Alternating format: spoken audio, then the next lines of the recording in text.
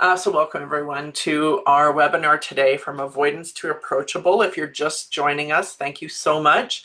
Feel free to put in the chat where you're from, where you're logging in from. We're so happy to have you joining us. And I am super excited to introduce you to Dr. Nina and have her share strategies to address conflict confidently. If you have worked with us before, you will know that the beginning of any conversation we have is with a land acknowledgement. And I don't generally read the land acknowledgement. Many of your companies might have their own. Part of the reason that we do this is really just to honor a pathway to reconciliation and help people understand how it's a piece of fostering respectful relationships. So, regardless of where you're logging in from, whether it be treaty territory or unceded lands, especially in the month of September with National Truth and Reconciliation Day, just an opportunity for all of us to reflect on what we're doing as part of reconciliation.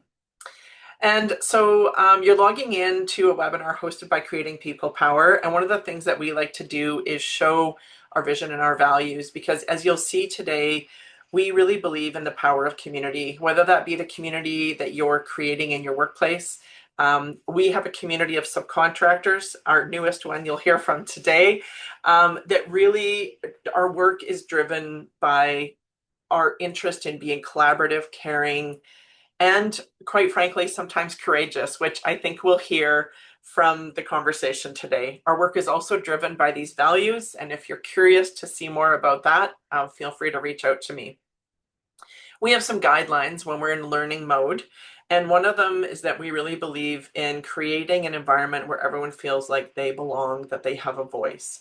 So we want to encourage people through the chat, please ask your questions. This is an opportunity for us not only to reflect on our own behavior, but an opportunity to see how we're going to grow, have the courage to be vulnerable, and then think about how you want to put this learning into action. I mean, there'll be a lot of information that we're sharing, but maybe there's one thing that you want to take away from this webinar today that you can apply either your professional or personal life. So this is me. If you haven't had the chance to meet me before, my name is Michelle Devlin. I'm the owner of Creating People Power. I specialize in fostering respectful and psychologically safe work, which is why I'm so grateful to have been introduced to Dr. Nina by one of our colleagues. It is a passion piece for me. I'm also an executive coach who is sort of complementing the workshops and the work that we do in having conversations about respectful and psychologically safe workplaces. I'm a pretty avid gardener, so I don't want anyone to tell me that summer's over. You can see today I still have my summer attire on. And this is a photo of my dog and my family at an Oilers game. I'm an avid sports fan. I love the Oilers and the Riverhawks, so go team. And now, what you've all been waiting for is an introduction to Dr. Nina. So I met Nina through one of our colleagues through my social media organization. She specializes, as you can see, in preventative and restorative approaches to workplace conflict. Nina has a PhD in social psychology. She is a mediator and a facilitator. So if you are interested in bringing this topic to your workplace, I will share at the end of the webinar a little bit about how she can do that.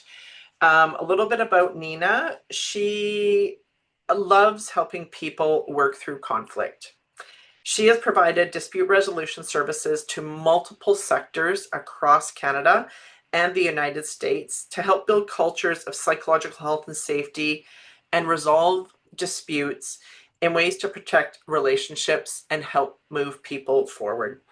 Nina brings a practical and very down-to-earth approach to conflict, blending her research and her real-world life experience, helping people navigate conflict with compassion and efficiency.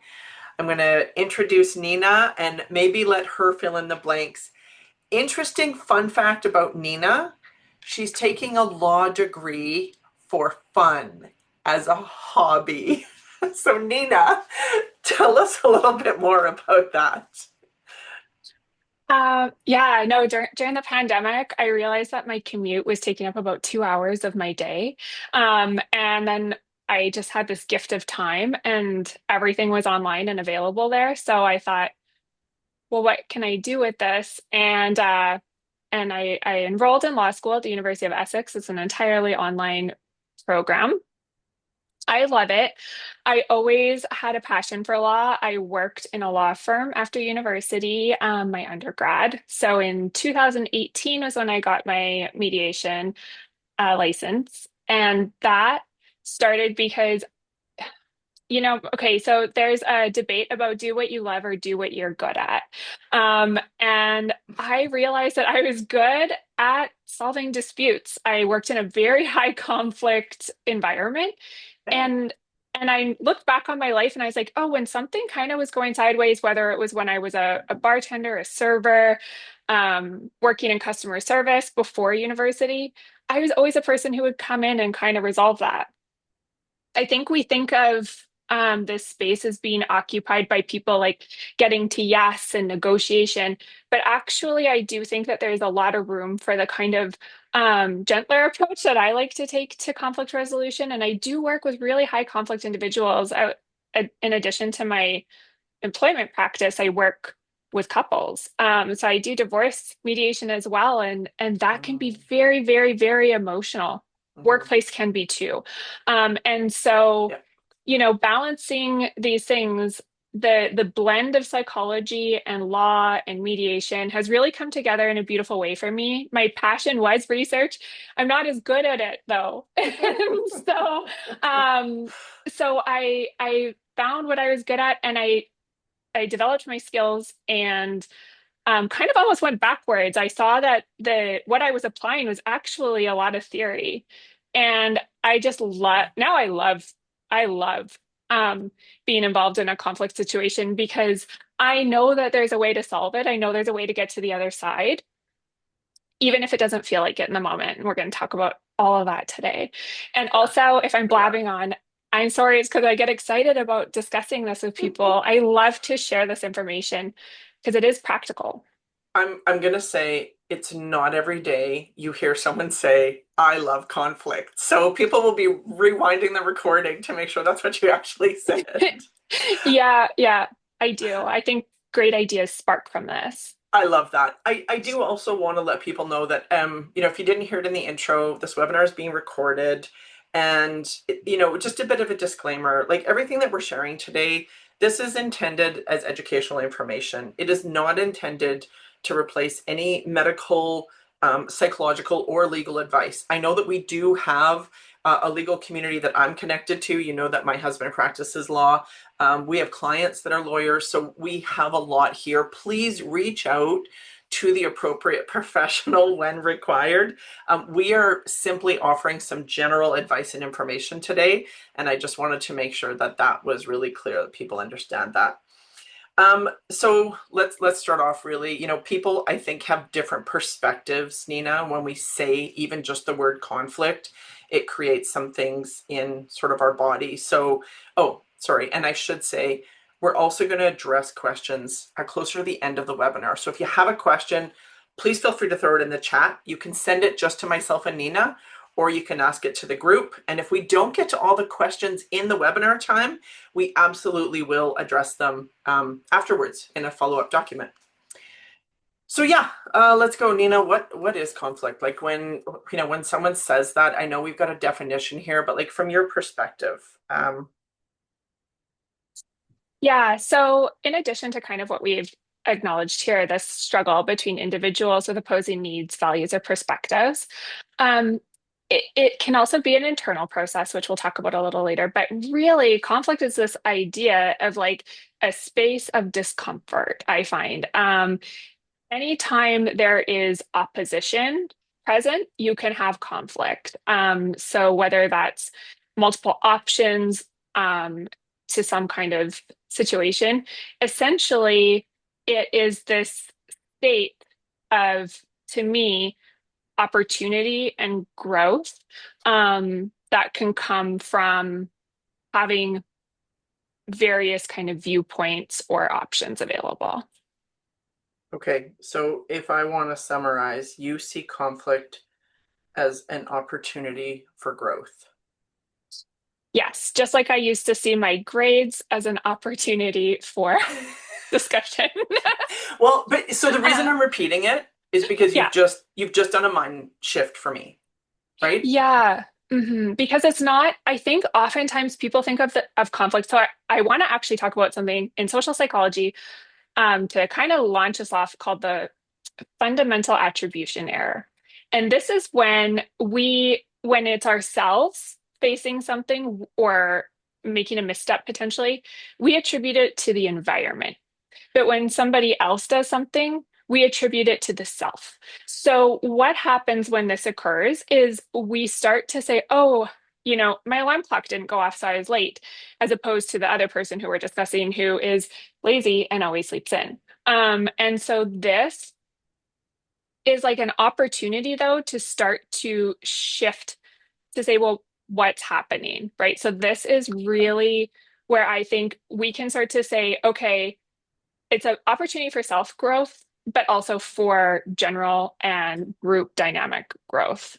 Okay. Conflict doesn't have to be scary because it's not personal always. And so it often actually rarely is personal, it's often environmental.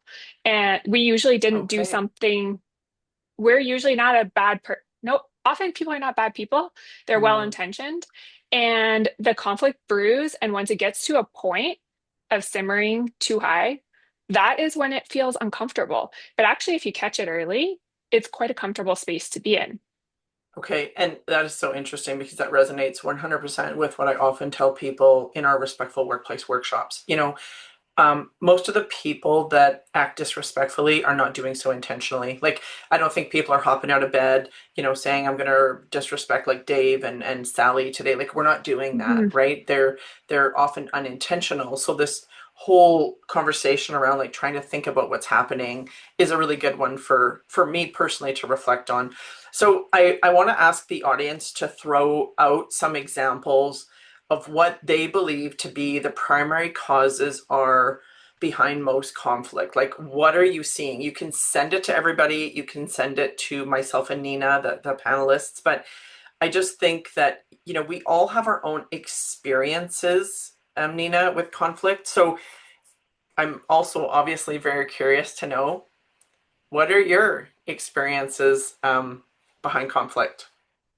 For the group, please pop it in. Let's see what you guys say. I Well, have a feeling. yeah, Yeah. I think we're seeing the one that I Oh, expected. Miscommunication, yeah. misunderstanding, different Hmm. order of priorities. It's like so Yes. competing commitments. Yeah. People have different lenses and expectations. Yep. Absolutely. People don't attempt to listen or hear your side. I Yep. think you're going to address some of that. Competition in Absolutely. the workplace and desire for Yes. recognition. Yeah. Yeah. Well, and honestly, there's a comment about bullies. I think you and I are going to discuss like a bit of a power hierarchy, Hmm. having different backgrounds, intent versus impact. Yeah. And any Yeah. So, surprises here? Different personality nope. styles. Yeah. All of these are incredibly accurate and exactly what I anticipated. Because this is often, yeah, different behavioral styles. Yeah. So people will have sometimes two different values, different beliefs, different, Mhm. they're competing over scarcity, various types of things. So yeah, when we get into assumptions about motives, that's such a good one. When we consider there's a principle naive realism, and so lots of people have kind of tapped into this, and this leads to like miscommunication and misunderstanding. So it's the idea that what I see looking ahead is perhaps a triangle, and what Michelle sees from looking up is a circle. But what actually, if we zoom out, we're both seeing a cone. We're just zoomed in on our area. And this is a source of conflict. When we look at personalities, we can think of the social psychological principles of emotional contagion. If I'm Mhm. coming into the office and I'm in a bad mood, that's going to Mhm. spread. Likewise, if I come in and I'm jovial and excited to be here, I think that spreads too.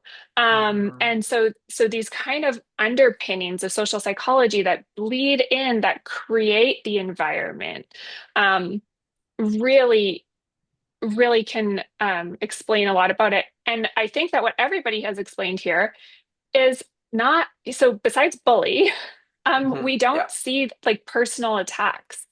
We're seeing a lot of just individual differences Hmm. that arise when people are put into spaces and kind of required to move forward as some kind of team.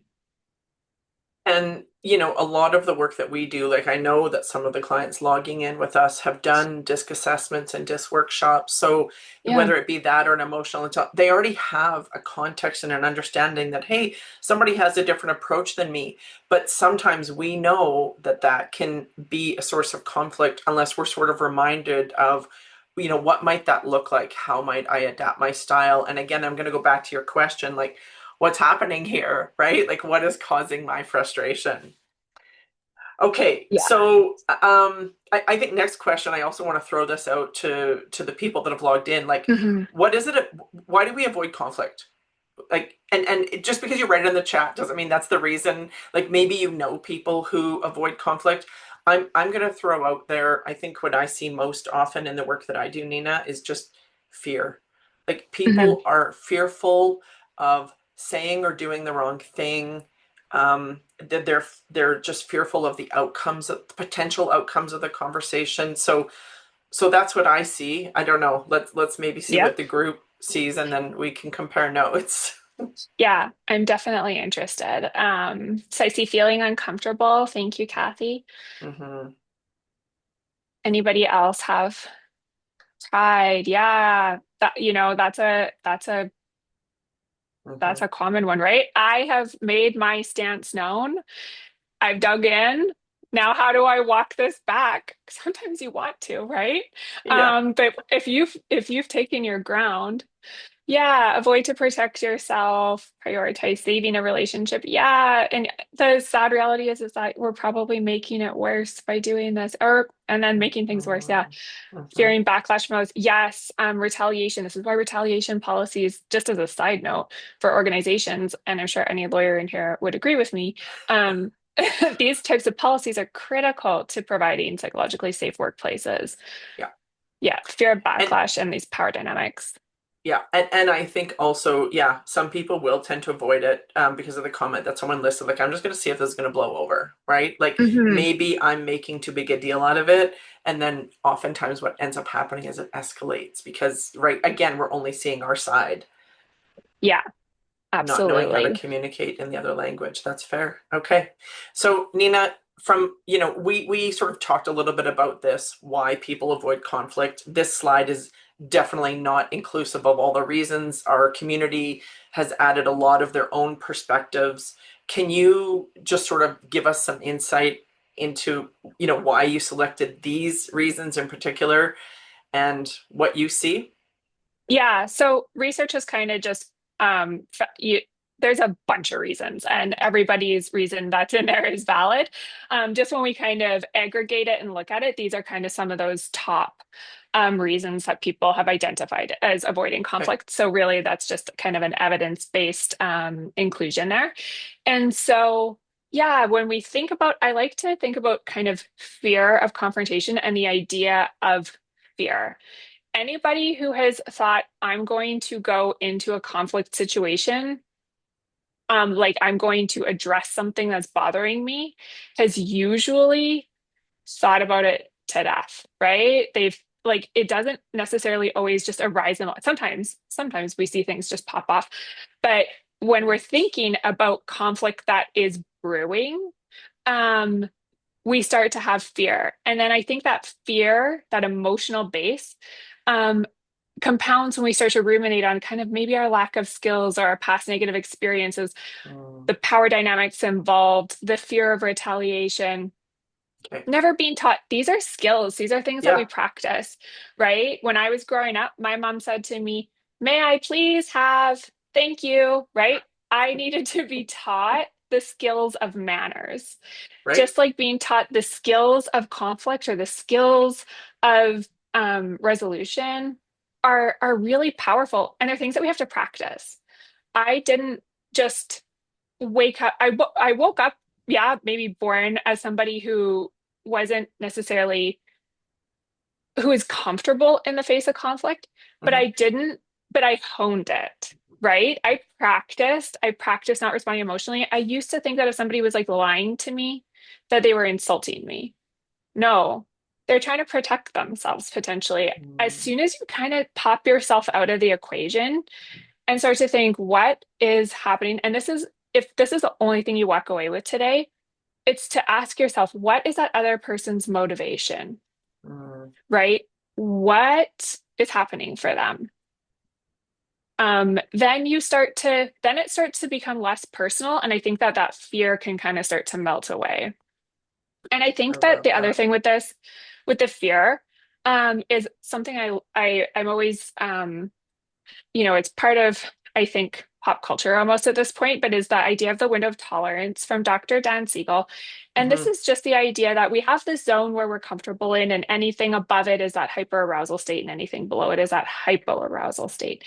And we do want to stay kind of tucked in, but stress and trauma, like combined, can compress that window. And so you start to live in a narrower range. Right. And so when you have fear of confrontation and you start to think of all these other things, we need to kind of open up that window. So it's often our body protecting us too. Hmm. It's interesting. I heard the other day, we were having a conversation with someone, and I asked them, is there, from your perspective, what do you think is the reason that you have been postponing this difficult conversation with this individual, which was a potential conflict situation? And their response to me was, I just don't have time. And I, Yes. I think that it was a feeling of, I have so much on my plate. I'm so overwhelmed. And, on average, I read recently from a survey that on average, supervisors spend approximately 4 hours a week dealing with conflict. That Uh, doesn't surprise me. I know it doesn't surprise you, but maybe for me, I was like, Hmm. imagine the gift of getting back even half of that time if people had this skill set. So Yeah. honestly, that was part of my motivation in wanting to have this conversation with you and share it with our community. Is I thought, some of the advice today might be giving people the gift of time in terms of not letting something brew and keep going. I will try to Mhm. find that article for you, Janet. I think I still have a copy of it. We will be sending out some resources. So Nina, let's I know this is maybe like not information that people might have been expecting. We're sort of leading up to the strategies, but I just really think that some good foundational insight into the different levels of conflict will help people with their own self-awareness and understand what might be happening for them or awareness into what might be happening for others. So can you share a Yeah. little bit about this diagram, this concept of these different levels of conflict for us? Yeah, definitely. Because I agree with you, Michelle. These pieces come together as the skills to resolve. Because identifying is such an important piece of actually concluding or resolving the situation. So when we look at intrapersonal conflict, that's just in ourselves. This can be a source then of interpersonal or intergroup conflict, right? If we're having an internal conflict that is due to kind of external situations, that can like bleed into this idea of interpersonal conflict. This can turn into intergroup conflict. And I have so many good stories about this. That could be its own webinar probably. So I'm kind of going to gloss over a little bit of it, and then we have the idea of interorganizational conflict.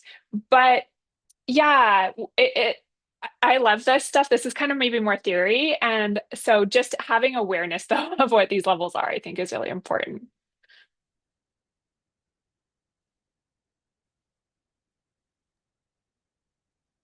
I honestly, until I saw this slide and you shared this content with me, I don't even think I really considered the amount of interpersonal conflict that I might face myself on a weekly basis. And it's also Mhm. tied to some recent training I did on positive intelligence. So that really resonated with me. Just Maybe it's Yeah. sitting with Well, someone else. I don't know. Maybe this yeah. is resonating with other people in the webinar. Like, where do you see, are you experiencing more interpersonal conflict, or do you see that intergroup conflict? I mean, that's a lot of what I Mhm. deal with my work. But Yeah. anyway, just, And yeah, these things interplay, right? So if you are experiencing yeah, interpersonal conflict, then you start having an internal conflict about if I should address the conflict. This is messy. Yeah, exactly. So this is, it is thank you, so Kathy. They messy. feed into each It other. is so messy. Yeah. Okay, Yeah. so let's just walk people through the phases of conflict because I think this is some concept that, maybe unless you've studied it, like some of the lawyers might be familiar with this content or someone who studied like a social psychology, but just for the rest of Yeah. us, can you Yeah. Our explain? organizational psychologists will be familiar with Pondi's Yeah, work. absolutely. But Certainly. like Yeah. for the rest of us, can you explain what this sort Yeah. of means? Definitely. So this is kind of the continuum of like phase one, phase two, phase three, and phase four and five. So we have them listed here in order. The latent, which is just that there's the conditions for conflict are present. So maybe some kind of scarcity or incompatibility. Perceived is where we start to recognize that the conflict exists. Then felt is that you start to have the emotional investment into it, whether that's anger, frustration, anxiety, shutting down, right? Whichever end of that spectrum you go to. The manifest can be the overt behavior. So this can be again now. So when you're feeling it, it's that intra, and then now it's going to move outwards. And so we're going to have an overt behavior, whether that's arguing, withdrawing, avoiding, filing grievances, it starts to go with that. And then we have the aftermath, which is the outcomes. So it's either that resolution or resentment or that continue avoiding. Um, and so if we can even get to it before, if we can get to it in the latent phase, that's our best bet at Okay, completely curbing it. okay, But how do you avoid something that you don't feel yet, right? It's not perceived yet. And this is comes from like kind of more organizational theory, which is just being aware of yourself and others in the environment. right. Um, yeah. So essentially what's happening around us. And I'm not sure if this is a fair question because it might vary situation to situation. I suspect that might be your answer, but I'm just curious. Is there one phase where you see it being particularly difficult for people to work through, or is Yeah. I think when you get to so from four and five okay, really is where you're going okay, to start to have more challenges depending though on how you deal with it, right? If it gets to manifest and you have two really skilled conflict negotiators, essentially, hmm, this now is the opportunity. This is that continuum from conflict to collaboration. And okay, so manifest and aftermath doesn't necessarily have, I mean, it is going to be negative in this sense from what this theoretical framework is. But okay, this is the point where, like, at Manifest, you do need to intervene, and you might need to intervene with a professional. okay. Yeah, and Yeah. we're going to address again. That's a whole other webinar. Yeah, So exactly. speaking of other webinars, I know that some people on, logging in or watching this Mhm. recording are going to be familiar with the term trauma informed. In fact, I would almost caution that it's a bit of a buzzword. There's a lot of conversation about trauma informed leadership right now. And I don't want to downplay that by, making light of the fact that it might be a buzzword because I feel pretty strongly about it myself. I've done some trauma informed education and I really just want to give some context because it plays in so much to this conversation about conflict. So, can Mhm. you give us in I know it's a whole workshop, but in one Yeah. slide, Nina, can you give us your perspective about the importance of being trauma informed? Yeah. So, okay. So, if I'm going to kind of boil it down to a one slide elevator pitch, I guess, I'm going to talk about that window of tolerance again. Okay. And I'm going to talk about, you know, coming to work every day should feel like going into your window of tolerance. You should feel prepared, competent, comfortable, all of those things. This also taps into Amy. Edmondson's work on Mhm. psychological safety and research. So those teams thrive when members feel safe to admit mistakes, ask questions, disagree respectfully, right? Totally. Um, yeah. And so, but we might be challenged in a day and we might kind of go into the yellow zone, that more cautionary zone. That's okay, but we want to tip back into that green. We want to back into our window. We want to open the window. We want to have that safe. So these things really Hmm. meld together.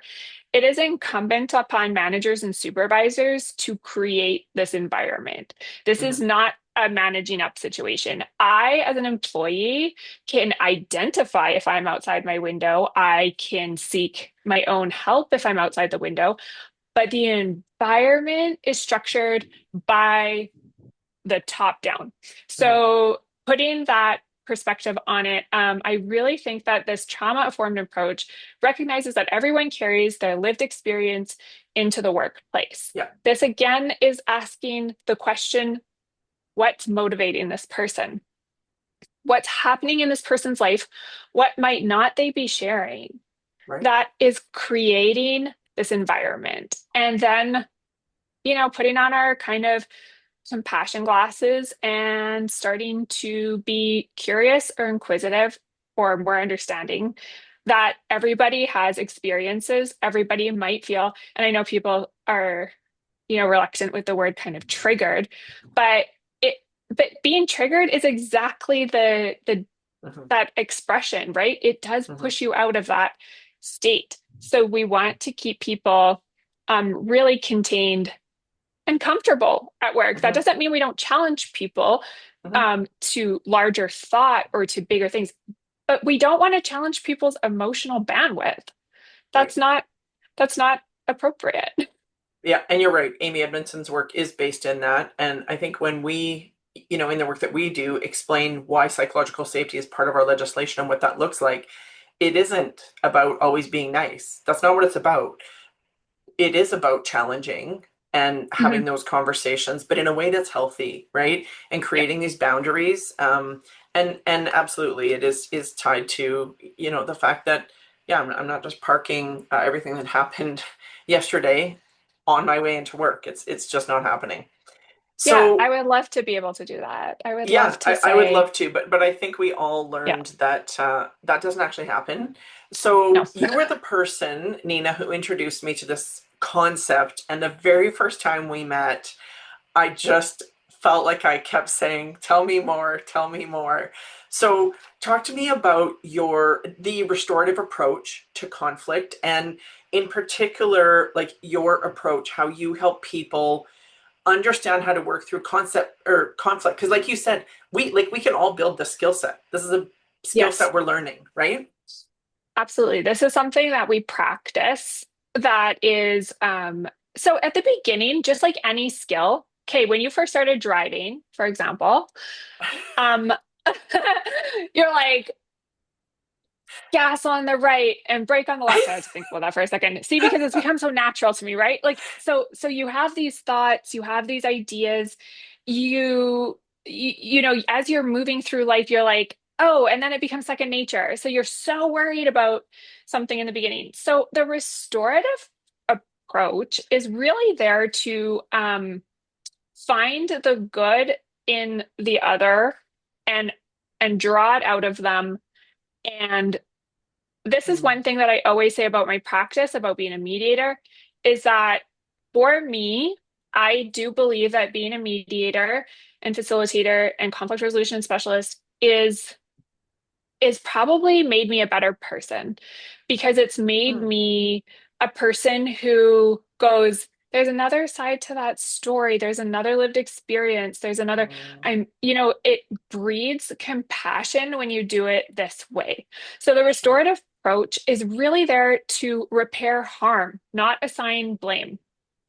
What this looks like is the idea that we can say like what happened when this occurred, and this kind of ties into the idea of Marshall Rosenberg's work around nonviolent communication, is that you make an observation, and it's not a blame or an assignment of someone's personality or anything. It's just what I saw happen, right? I Mm. noticed you Okay. raised your voice, right? So now Okay. we're identifying and we're starting to repair. What I need in a workspace is to feel safe, right? So then we can have again this idea of a mutual dialogue where everyone is heard. And then this gives people the opportunity to take accountability. Because if I'm not going to be punished for it, I might not mind as much Right. saying, Right. "Oh, I screwed that up." I can think of many times where I've messed up. I have hurt somebody's feelings. I have said something maybe less than sensitive, or I've simply forgotten to do a task. I remember when I worked in the law firm, I forgot to send out a letter, not once, not twice, but thrice. I'm embarrassed about it. It was extraordinarily busy at the time. We were managing, you know, dozens of files. And this email kept coming in at like 4:55 every day. And I was like, I'll get to it tomorrow. And then tomorrow I kept forgetting. So, and then my boss said to me, "What happened?" And I said, "I'm so sorry, I forgot." And she said, "We all forget." And I was like, "Oh wow." So that two-way street really, and then I was like, and I apologize. I apologize to everyone. Let me tell you. I apologize to opposing I bet. counsel. I Yeah. apologize to the client. I apologize to everybody. It was not an urgent letter. It was just a question.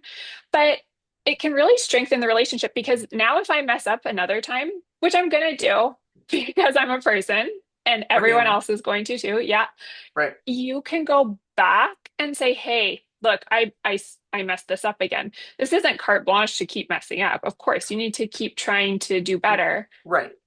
but it promotes this idea of harmony, really, in that I caused a harm, I caused a problem potentially, or somebody else did. They listened to me when I told them, and then they took accountability, and now I feel better. Often when we look at so victim impact statements are a great example of this in court, Hmm. or when you're in mediation. I've sat in on other types of mediation besides just family, but in family, Hmm. often what people are looking for is not money. I mean, they want money, they want to be restored, Of course. they want compensation, but they want an apology. No one ever apologized to me. No one ever said they were sorry for the harm they caused.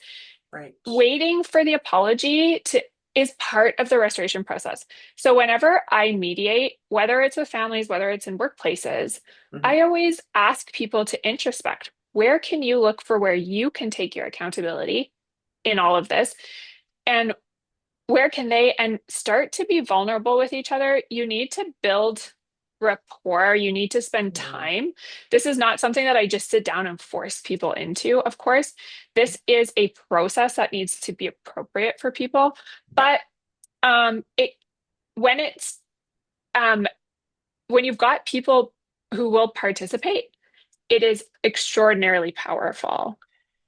I think that is a really important point um, to make, Nina, because, when we started talking about this, I was curious, like, is there such a thing as healthy conflict? And, maybe we'll address that question in a minute. But I think a willingness to work through the conflict is so important.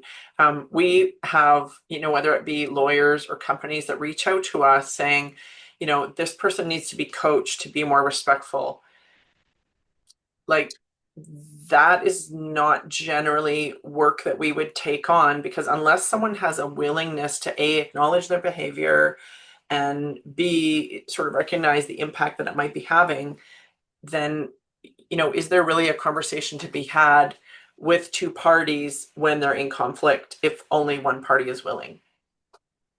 Yeah, I think I think you can still try. There's been lots of times where Okay, I've awesome. worked with one. So you start individually.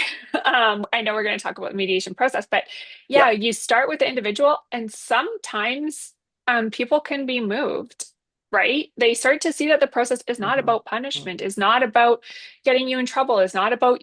It's not about me Right. reporting to the boss what you told me. I won't tell. I Yeah. don't tell.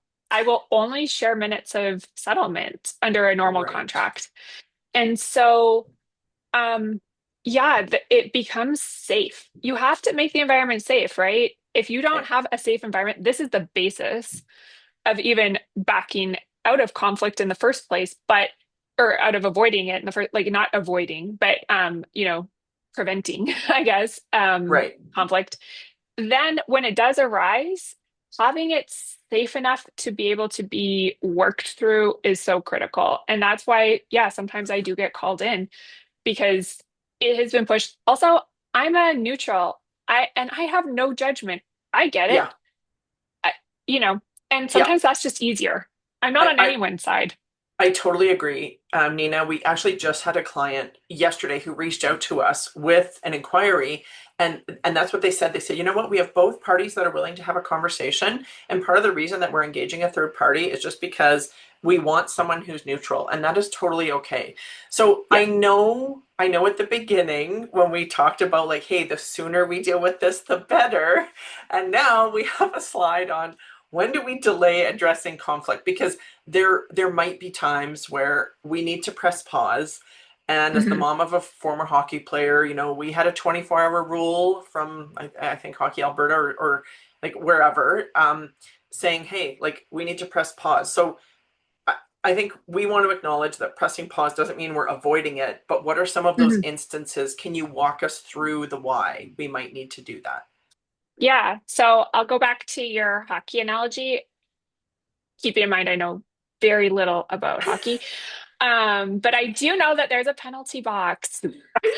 And why do we go to the penalty box? Well, Maybe usually to take the is time it out. It's a yes, timeout. right?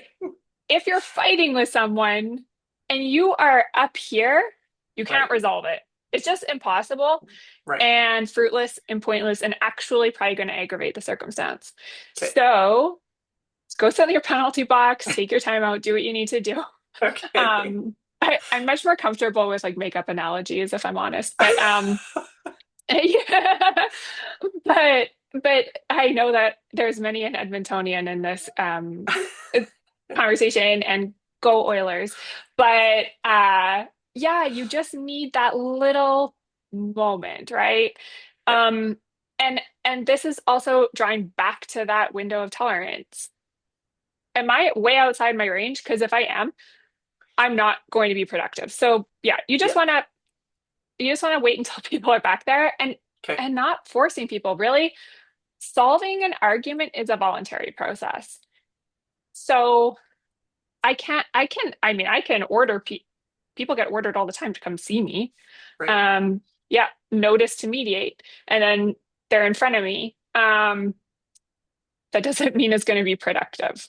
Fair So enough. you need to just find your time and choosing your time when things are calm and then putting yourself into the calm state too. Like, Right. okay, I'm feeling ready. Are you feeling ready? I'd like to have a productive conversation about this. Yes. Okay. Now we can go ahead. Yeah. So, Okay.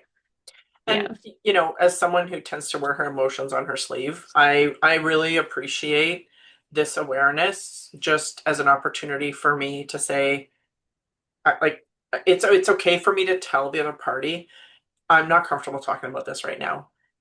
Like Yeah, it and not just only is it's asking for okay, it's entirely permission. appropriate. Yeah, yeah. It is incumbent upon you to be Yeah. aware enough that you're not in the Yeah. place to manage it right now. Yeah. Yeah. Again, another learned skill, at least from my experience. Okay. 100% to learn skill. Yeah. So let's dive into it. You're willing to share some strategies for handling conflict, Yeah. and you know when I think about this, it's in part not just the strategies, but it's also about like you know to segue from what I just said, maybe reducing a bit of defensiveness that I might have myself as I'm Yeah. stepping into this conflict or tension. So I'm gonna advance to the next slide because that's where Mhm. some of the process is. But I'm just gonna let you sort of speak in general to you know what would you say to someone? How would you help them if they were asking you for some strategies to handle conflict? Yeah. Yeah. So thank you, Kathy. I agree. let go of being right. This definitely Mhm. ties into these pieces. So the first, so really this comes from Daniel Goleman's work. The first five here are kind of adaptations of his work. And this is the idea of self-awareness. So stay calm, pause, become aware of your emotions. Think about what you need to do to remain calm and professional in the situation. So those bits that we already talked about, we've kind of woven strategies through this entire discussion. And then self-regulation. So what works for you if people have other unique ideas about how to self-regulate or co-regulate with another party, a support person, what does that look like for you? Is it breathing? Is it noticing things in your environment? Is it holding on to ice cubes? There's so many ways that we can kind of go about being in that moment to be able to listen actively, to be able to use those I statements. Um, and yeah, and then we want to have empathy. Empathy, I think, is just the biggest kind of, for me, empathy is the basis of all social interaction. I think that being empathetic to others is is the way that we move everything in the world forward, right? Your experiences, your life, your background, your social environment, all those things came together to make you who you are. And if I can take myself out of myself and my experiences and look at yours for what they are, and you can do the same for Mm. me, now we are able to again, listen actively. And Yep. then the other thing I would say is please don't listen to respond.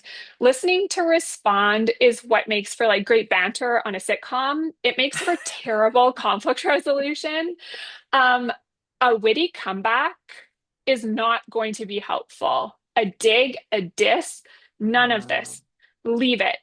Use your frontal lobe and really engage in that full thinking where you say, I hear you, I understand you, Mhm. I want to share my perspective with you. Mhm. I want to find common ground. So yeah, so how can you really tap into your interpersonal skills? Sometimes the way that we're positioned and our body language, you know, Okay. keeping your arms apart is important. Maybe keeping your feet on the ground, keeping, appropriate eye contact.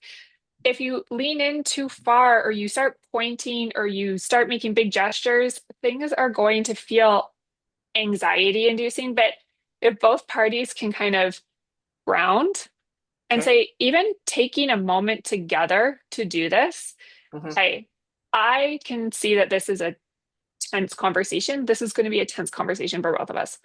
I Mm. want to take a second to breathe deeply, to tap in to kind of that part of my nervous system that keeps me calm. And then I want to be able to go back there if things escalate, right? So Mhm. just Mhm. these are those kinds of steps if you're having a conversation with another person. And then teaching them to to communicate the same way. I always say with families, okay, so you guys are going to go away and probably have more discussions after this mediation, right? Always. Mhm. They're never going to just leave me and not speak for 3 days until their next session. No, they're Right. going to go and they're going to try to work more things out. And then it's going to derail and they might devolve and they might undo what we did. Mhm. Don't. So I always start my sessions by really framing if you're going to have these conversations. Like, put yourself into the position and then you've got a perspective take. This is the empathy piece is the critical aspect. And then you want to find those motivations that you both have. Okay, what is both commonly Mhm. motivating us? Mhm. What is going to be the thing that propels us forward? We can look at different aspects of conflict resolution, which is like just it's, I mean, this is again another full day workshop, different approaches for it. But really, I think if we start to do this, we can at least be productive. We can usually move forward on our own if we are able to do this. And then the other piece, which is not from Goldman's work, which again comes kind of more from the Marshall Rosenberg nonviolent communication aspect, is this idea of labeling. So I Mm, noticed you. It seems that you, hmm I'm hmm sensing that. Um, those pieces kind of are so critical because if I make a value statement about you, or I make a judgment about you, or hmm I attribute a behavior to your personality, you're hmm lazy, you're never on time, you're this, you're hmm that, good luck. You've lost, you've lost the plot if this is what Right. you're doing. It's not going to work. And again, it might be entertaining to watch on TV, but it's Yeah. not. And yeah, and allow hang time between the question and the response because you need to hear what they say and then respond thoughtfully and Right. appropriately. And in the beginning of learning these skills, that takes a lot more cognitive load than saying, well, you're an idiot, Mm. right? Well, Get out of here. and Yeah. not even that, right? I mean, I think that as coaches, we're taught to be Hmm. curious. I mean, we are Yes. taught to always stay curious. And I think I've realized that that is a skill set. I mean, I spent months learning that. Yes. I'm still learning it. And it plays into sort of these conversations and relates to that empathy. Yeah. So, um, I think there's many reasons that people want to resolve conflict, and part of me wonders, like, is this also a piece of the pie, Nina? Is this part of the conversation that I might want to have? Like, if someone is just frustrating me, I might want to say, hey, like, I really, my hope for this is for us to have a professional relationship, whatever that might look like, or Hmm. I want our team to be more productive. I mean, it's not about being best friends. It's about understanding that we have different perspectives, we have different approaches. But Yeah. if we can maybe, do we need to be on the same page in terms of the reasons? I think your motivations can be unique to you, for whatever that is. And I think Okay. any motivation to resolve is good. I think, though, that being aware of what your motivation and what other people's motivations might be around a certain dispute. Like if I work in an office, like let's say I have 10 years of experience in one office and I'm having an interpersonal dispute with another person and I hmm want to bridge that so that we can have a professional working relationship. But then let's keep in mind that work doesn't end at 5 o'clock and start at 9. Often, I mean, how many Right. baby Yeah. showers or bridal showers or other parties have you been to that are social or dinners or lunches? I mean, at the end of the day, our professional life bleeds into our regular life, and there's Absolutely. yeah, there's case law that demonstrates that, those things that happen outside of work can influence inside of work and they might be appropriate to be investigated or Yeah. so really taking a look at all of the reasons that you might want to resolve a dispute, and it might change from dispute to dispute. It probably will, in fact. But overall, I mean, we want to reduce stress, improve health, improve your cognitive function always. And just to like keep a quick note, I read some interesting stats and I love a statistic, so I want to share them really quickly. But 32% of CEO departures are due to conflict with boards. 55 days Wow. on average is kind of what's missed due to higher level dispute in a That does not workplace. surprise me. Yeah. hmm And that's by employee absenteeism. And that doesn't account for any type of presenteeism because that's really hard to Hard to capture. measure. Yeah. Yeah. And then 2 billion annually is the cost of lost productivity according to Stats Canada due to conflict. So we Wow. want to improve all of these aspects. Yeah. Yeah. Okay. That's really great info, Nina. I know I've asked you to jam in so much into an hour. We're coming close to the top of the hour. So I just want to highlight, if it hasn't become obvious, that Nina does have mediation skills. And sometimes that this webinar is not about that. If that's something you're interested in, let us know in the feedback because we're going to be asking for your feedback in a sec. But, there's options, right? And sometimes you might need a third party to help you work through it. There's a process. Sometimes it's just two people, right, Nina? Sometimes there's like groups of people that you've Hmm. worked with. Yep. And there's a lot of considerations. So if that's something that you're interested in, like absolutely feel free to reach out to us. Happy to talk about that. And please know that Nina offers her services. This is the reason we have connected, is I do not have expertise in this. And, our hope has always been that employers will have proactively conversations around respectful workplaces so that we can avoid conflict. But what I've learned through my almost 20 years of this business is conflict is inevitable. And so when I really connected with Nina, I've recognized that this is information we can share out. So whether it be like a lunch and learn series or some half day workshops or even like conflict coaching, this is all available. So if it's something you're interested in, please do not hesitate to reach out to us. There's a couple of questions in the chat, Nina. So I'm going to Sure. allow you to address those.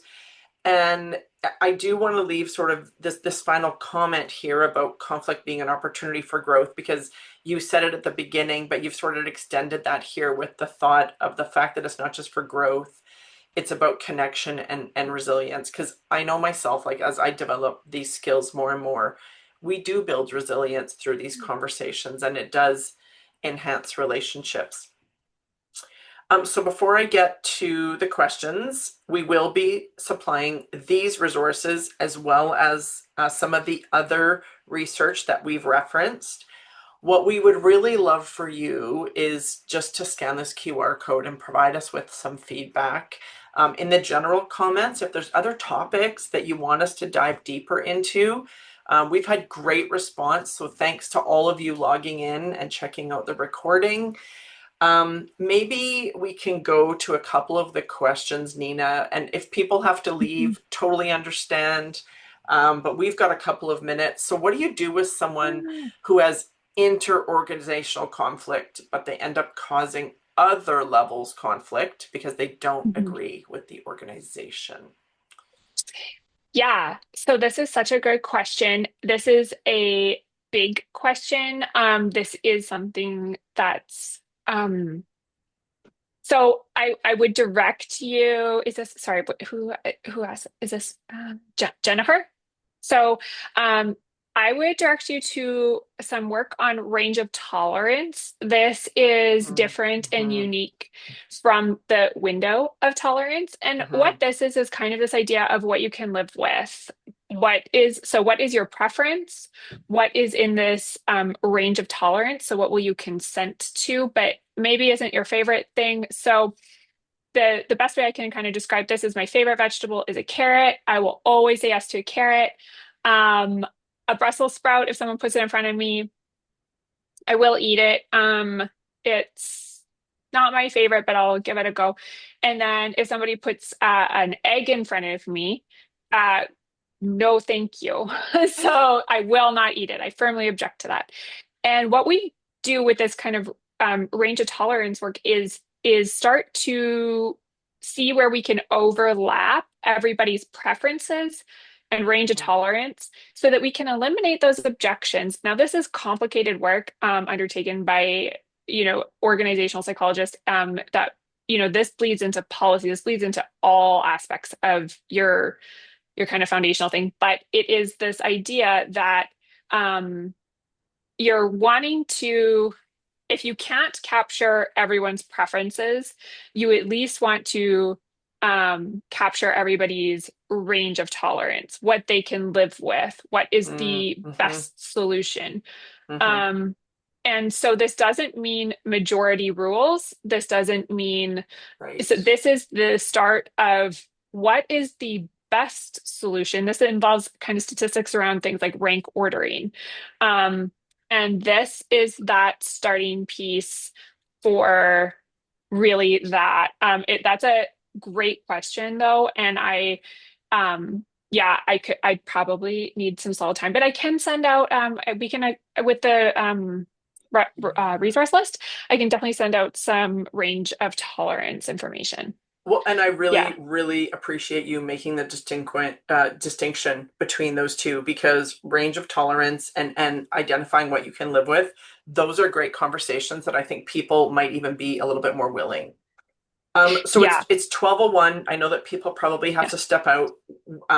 Yeah. We will respond to the other questions Hmm. in a document that we send out with the resources. So thanks to everyone who registered. We're so grateful you were here. And in particular, thank you, Nina, for your time um, Thank you. and Yeah. Thank you for having me. expertise. I'm just so grateful to have you as a part of this team, and introducing you to our community is wonderful.